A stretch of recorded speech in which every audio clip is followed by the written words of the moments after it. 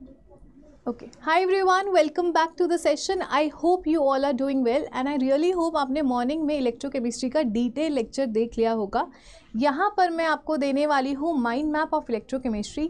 तो before you come on Monday for revision, आप इस माइंड मैप को ज़रूर देख के आना सो दैट आप चैप्टर के साथ कनेक्टेड रहेंगे. 3 घंटे की जो वीडियो है उसे देखना बहुत मुश्किल है, तो बेटर है माइंड मैप देख के आप रिविजन यहाँ से कर लीजिए. ठीक है. So we started with electrochemistry और हमने बोला था कि भाई इलेक्ट्रोकेमिस्ट्री के अंदर 2 वर्ड्स हैं, एक इलेक्ट्रो और एक chemistry. Electrochemistry is made up of 2 words, electro and chemistry. Electro से मतलब है electrical energy that converts into chemical energy, and chemistry में बेसिकली हम क्या बोलते हैं, केमिकल एनर्जी है. तो इलेक्ट्रोकेमिस्ट्री में आप क्या कर रहे हो, या तो इलेक्ट्रिकल को केमिकल एनर्जी में कन्वर्ट कर रहे हो या केमिकल को इलेक्ट्रिकल एनर्जी में कन्वर्ट कर रहे हो. तो ये कन्वर्जन्स के लिए हमें सेल की रिक्वायरमेंट होती है. तो यहाँ पर 2 तरीके के सेल्स होते हैं. एक इलेक्ट्रिकल सेल जो कि इलेक्ट्रिकल एनर्जी को केमिकल एनर्जी में कन्वर्ट करता है, उस सेल का नाम फिर से बोलो क्या होता है, इलेक्ट्रोलाइटिक सेल होता है. और दूसरा क्या होता है, गैल्वेनिक सेल, जो केमिकल एनर्जी को इलेक्ट्रिकल एनर्जी में कन्वर्ट करता है. ठीक है. तो इलेक्ट्रोकेमिस्ट्री में इन एनर्जी कन्वर्जन्स की हमने बात करी थी. इलेक्ट्रोलाइटिक सेल इलेक्ट्रिकल एनर्जी को केमिकल एनर्जी में कन्वर्ट करता है. वोल्टेक सेल, गैल्वेनिक सेल और डेनियल सेल जो आपका एक एग्जाम्पल हमने करवाया था, वो क्या करेगा, केमिकल एनर्जी को इलेक्ट्रिकल एनर्जी में कन्वर्ट करेगा. यहाँ पर देखा था ये 2 कंपार्टमेंट का सेल है, ये 1 कंपार्टमेंट का सेल है. इसमें एनोड नेगेटिवली चार्ज है, कैथोड पॉजिटिवली चार्ज है. वहाँ पे anode positively charge, cathode negatively charge. दोनों का काम क्या है, ये स्पॉन्टेनियस रिएक्शंस को लेता है और वो नॉन स्पॉन्टेनियस रिएक्शंस को करवाता है. यहाँ पर आपके एनोड पे और वहाँ पर भी एनोड पे ऑक्सीडेशन और कैथोड पे रिडक्शन होती है. एनोड लेफ्ट पे होता है और कैथोड राइट पे होता है. इसमें आपको बस एक्सटर्नल बैटरी की यूज़ होती है और इसमें आपको कोई बैटरी की यूज़ नहीं करनी होती गैल्वेनिक सेल में. तो ये पॉइंट ऑफ डिफरेंसेस हमने पढ़ लिए थे. Apart from that electrolytic cell के अंदर हमने कुछ फॉर्मूलेज देखे थे, जैसे Ohm's law which says that V is directly proportional to R. Proportionality sign हटाएंगे तो V is directly proportional to I. जब प्रोपोर्शनैलिटी साइन हटाएंगे तो रेजिस्टेंस एक कांस्टेंट आपका आता है. Resistance further depends upon length and inversely proportional to area होता है. R is equals to rho L by A होता है. रो क्या होता है, रेजिस्टिविटी या स्पेसिफिक रेजिस्टेंस होता है. L बाय A को हम सेल कांस्टेंट भी बोलते हैं, जिसे हम G स्टार से रिप्रेजेंट करते हैं. इसके बाद R की जो यूनिट होती है वो ओम होती है. रेजिस्टिविटी की होती है ओम मीटर, SI यूनिट की बात कर रहे हैं. Conductance inversely proportional to resistance होता है. Conductivity inversely proportional to resistivity होती है. और हमने एक फॉर्मूला पढ़ा था, kappa is equals to conductance into L by A होता है. L बाय A को G स्टार से रिप्रेजेंट कर रखा है और कंडक्टेंस को G से भी रिप्रेजेंट करते हैं. यूनिट ऑफ कंडक्टेंस साइमन हो सकता है, मो हो सकता है या ओम इनवर्स हो सकता है. कंडक्टिविटी की भी यूनिट हमने देखी थी, साइमन पर मीटर. अगर CGS यूनिट बोल देंगे तो साइमन पर सेंटीमीटर होता है. तो ये कुछ फॉर्मूलेज देखे थे. इसके बाद हमारे पास ये वाला था कि आपको डिस्टिंग्विश करना आ जाए बोर्ड्स में कि metallic conductance and electrolytic conductance के बीच में क्या डिफरेंस है. तो मेटालिक कंडक्टेंस में इलेक्ट्रॉन मूव करता है. इलेक्ट्रोलाइटिक कंडक्टेंस में जो कंडक्टेंस होती है वो आयंस की वजह से होती है. दूसरी बात, यहाँ पर मेटालिक कंडक्टेंस में कोई भी मैटर मूव नहीं कर रहा, सब एटॉमिक पार्टिकल इलेक्ट्रॉन मूव कर रहा है. यहाँ पे आयंस की मूवमेंट की वजह से हम क्या बोलते हैं कि मैटर जो है मूव कर रहा है. Third point, very important point, temperature बढ़ाने से मेटालिक कंडक्टेंस कम होता है क्योंकि इंटरनल कर्नल मूवमेंट्स बढ़ जाती है, जिसकी वजह से इलेक्ट्रॉन फ्लो में रेजिस्टेंस आता है. तो टेम्परेचर बढ़ाने से मेटालिक कंडक्टेंस कम होता है, लेकिन टेम्परेचर इंक्रीज करने से आपका इलेक्ट्रोलाइटिक कंडक्टेंस बढ़ता है क्योंकि मोबिलिटी ऑफ आयंस जो है वो बढ़ते हैं. वीक इलेक्ट्रोलाइट के लिए आयनाइजेशन भी बढ़ता है, नंबर ऑफ आयंस भी बढ़ते हैं. तो ये पॉइंट ऑफ डिफरेंसेस आप अपनी नोटबुक में ऐड ऑन कर लीजिए. ठीक है. इसके बाद हमने मोलर कंडक्टेंस पढ़ा था. 1 मोलर इलेक्ट्रोलाइट के लिए जो कंडक्टिविटी वैल्यू होती है उसे हम मोलर कंडक्टेंस बोलते हैं, जिसका फॉर्मूला क्या होता है, lambda m is equals to kappa into 1000 by m. Molarity moles पर लीटर में होनी चाहिए, कापा साइमन पर सेंटीमीटर स्क्वायर में होगा तो आपको 1000 से मल्टीप्लाई करना है. लैम्डा m की यूनिट साइमन सेंटीमीटर स्क्वायर पर मोल आती है. ठीक. इसके बाद हमने मोलर कंडक्टेंस एंड कंडक्टिविटी का इम्पैक्ट देखा था, डाइल्यूशन का इम्पैक्ट इन पे देखा था. तो कंडक्टिविटी जब हम डाइल्यूशन करते हैं तो कंडक्टिविटी कम होती है. अगर आप कॉन्सेंट्रेशन डिक्रीज कर रहे हो तो इसका मतलब यही तो हुआ ना कि आप क्या कर रहे हो, डाइल्यूशन के जब आप डाइल्यूशन करते हो तो कंडक्टिविटी कापा वैल्यू कम होती है, लेकिन मोलर कंडक्टेंस हमारी बढ़ती है जब आप कॉन्सेंट्रेशन को कम कर रहे हो। स्ट्रॉन्ग इलेक्ट्रोलाइट में स्ट्रेट लाइन आती है, वीक इलेक्ट्रोलाइट में एक्सपोनेंशियल इंक्रीज देखा जाता है, क्योंकि नंबर ऑफ आयंस भी बढ़ रहे हैं और उनकी मोबिलिटी भी बढ़ रही है। स्ट्रॉन्ग इलेक्ट्रोलाइट में आपका कंडक्टेंस बढ़ रहा है because of mobility of the ions. ठीक, लिमिटिंग मोलर कंडक्टिविटी क्या होती है? जब कॉन्सेंट्रेशन जीरो पे अप्रोच कर जाता है, इन्फिनाइट टाइम्स आप डाइल्यूट कर चुके होते हो, तो जब लैम्डा एम की वैल्यू आती है तो वो लिमिटिंग मोलर कंडक्टिविटी बोली जाती है। स्ट्रेट लाइन आता है स्ट्रॉन्ग का, तो आप स्ट्रेट लाइन बनाकर एक्सटेंड करके limiting molar conductivity strong electrolyte की तो निकाल सकते हैं, लेकिन वीक इलेक्ट्रोलाइट के लिए नहीं निकाल सकते, क्योंकि ये वाला कर्व तो क्या हो जाएगा? Parallel to Y axis. तो उसके लिए हमें कोलरॉश लॉ से हेल्प लेनी पड़ती थी।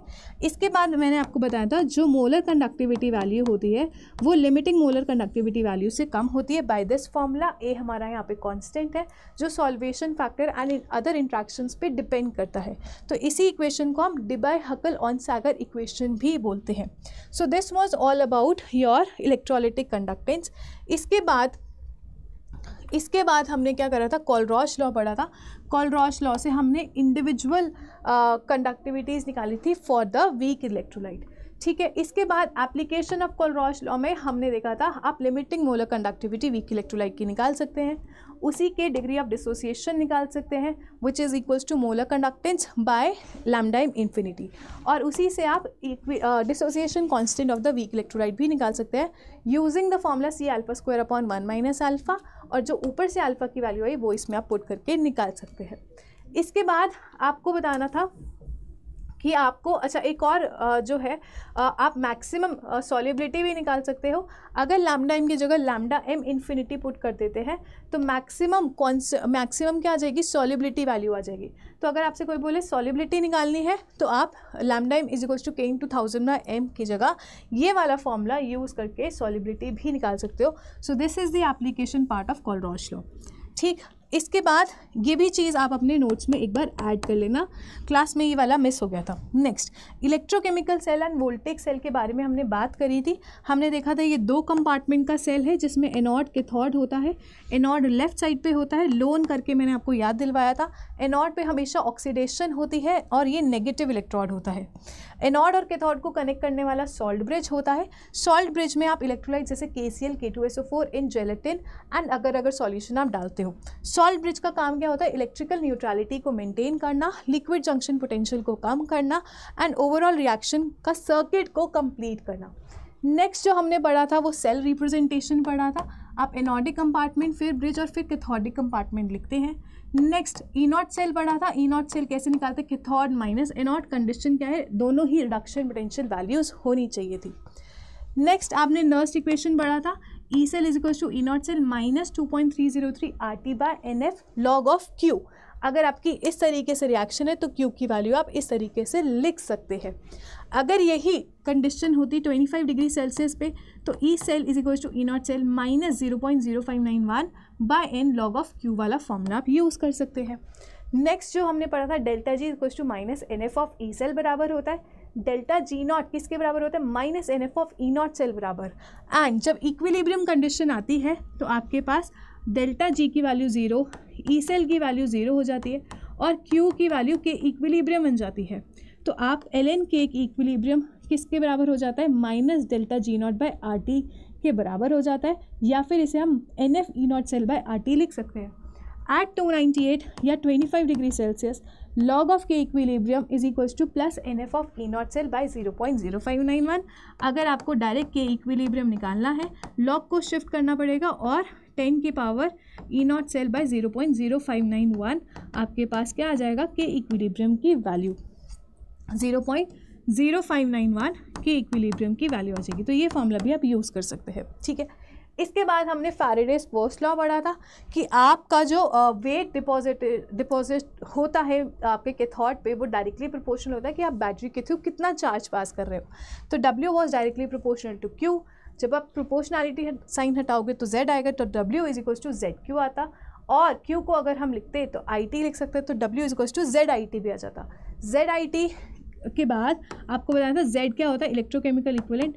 It is equals to equivalent weight which can be also represented at molar mass by NF factor and divided by Faraday. Faraday की वैल्यू 96500 कूलम अप्रॉक्सीमेटली आप यूज़ कर सकते हो। फैराडे सेकेंड लॉ क्या कहता है, जब आप सीरीज़ में कुछ कंपार्टमेंट्स बना रहे हैं और डिफरेंट डिपोजिशन हो रहा है, सिल्वर भी डिपॉजिट हो रहा है, कॉपर भी डिपॉजिट हो रहा है, सोडियम भी डिपॉजिट हो रहा है, तो अगर आप सेम अमाउंट ऑफ चार्ज पास करते हैं तो कितना अमाउंट मेटल का डिपॉजिट होगा कैथोड पे, वो किस पे डिपेंड करता है, उनके इक्विवेलेंट रेशियो पे डिपेंड करता है।